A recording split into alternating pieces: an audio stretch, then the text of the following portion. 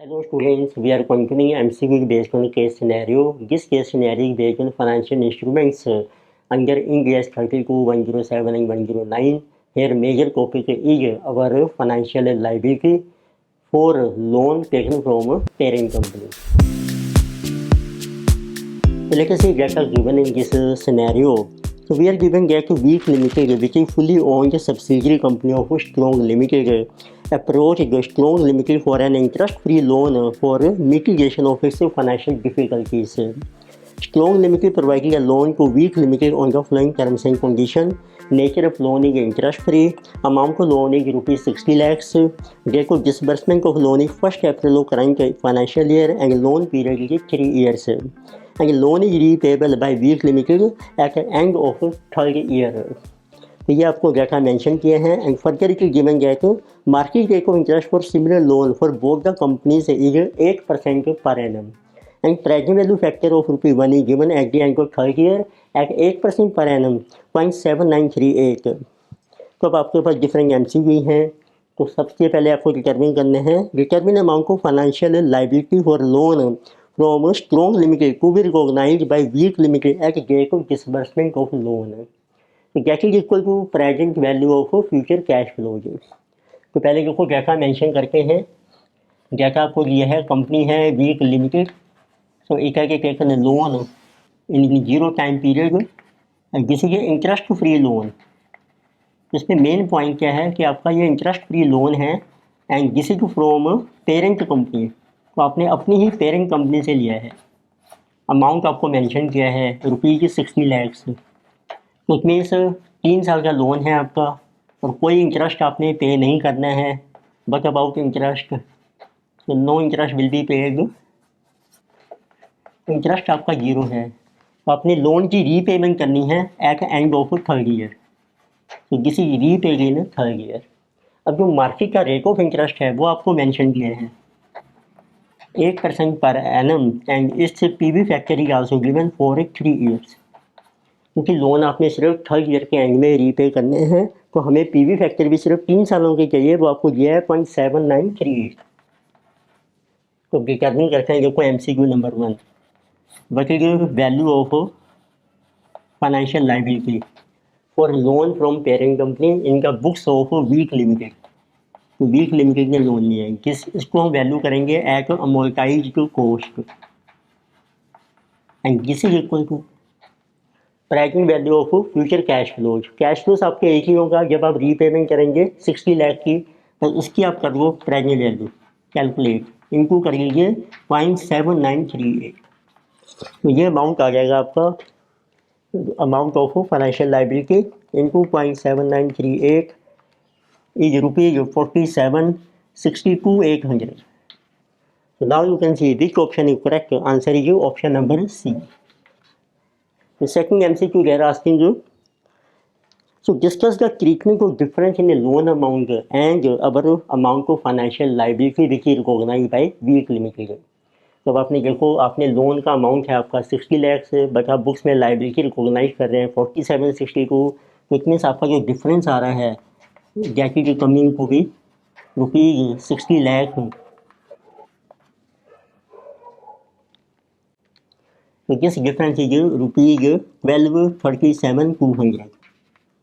Different option दिए हैं कि आपने इसको P&L में चार्ज करना है या फिर ये आपकी एक सेपरेट जो है आपको बेनिफिट हो रहा है एक तरीके से. जो आपने लोन ज़्यादा लिया है जो उसकी वैल्यू कम शो कर रहे हैं तो वो आपकी जो है आपकी एक तरीके से सब्सिडी मानी जाएगी या आपने इसको इक्विटी में ट्रैकिंग करना है. तो बेस्ट आंसर है आपका या आपने इसको इनकम बना लेना है अपने. तो it means here best answer है जब आप पेरेंट कंपनी से सब्सिडी रेट पे लोन ले रहे हैं तो एक तरीके से ये उसका कैपिटल कंट्रीब्यूशन माना जाएगा. सो इट मीन्स एक ही तरीके के आएगी तो कैपिटल कंट्रीब्यूशन तो by parent company in favour of subsidiary company therefore it will be credited to equity account. तो आपने इसको ट्रांसफ़र करना है क्रेडिट करना है टू इक्विटी में. तो ये आपका बेस्ट ऑप्शन है. तो now you can see which option correct. Answer is option number B. Next we have third MCQ they are asking determine amount of interest expense which is finance cost to Week Limited for 1st year. फिर उन्होंने पूछा है 2nd year and 3rd year. तो उसके लिए आपको prepare करना पड़ेगा loan repayment schedule, and this we are preparing in books of Week Limited. Week की बुक्स में आप लोन शेड्यूल प्रिपेयर कीजिए। इसका बेसिक परफॉर्मेंस है ईयर 1, 2, 3। तो पहले आपको शो करना है how much is loan outstanding in beginning of each year. तो फर्स्ट ईयर के बिगनिंग में आपकी अमोर्टाइज कॉस्ट आ जाएगी 4762,800। फिर उसके ऊपर आपने इंटरेस्ट ड्यू करना है eight market rate.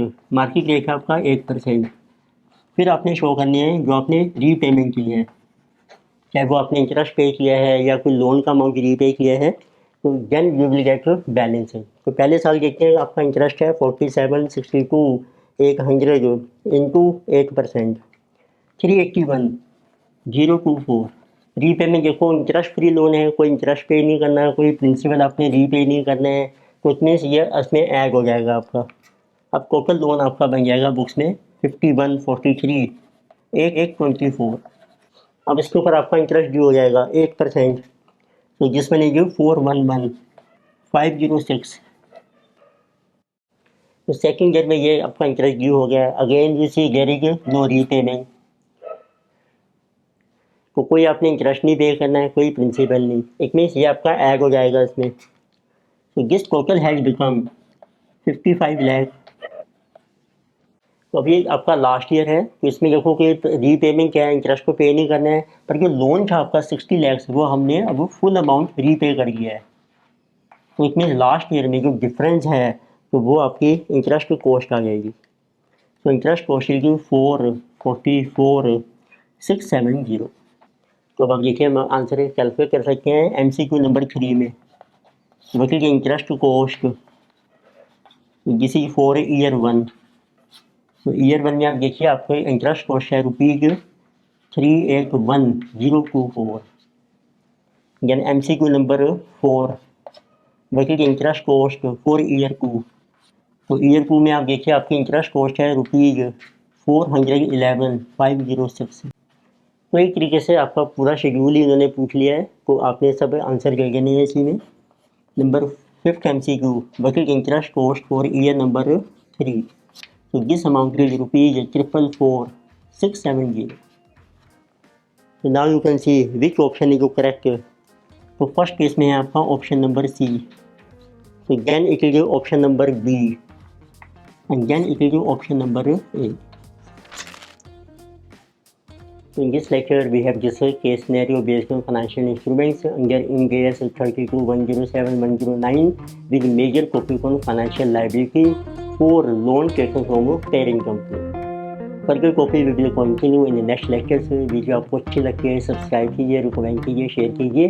Thank you.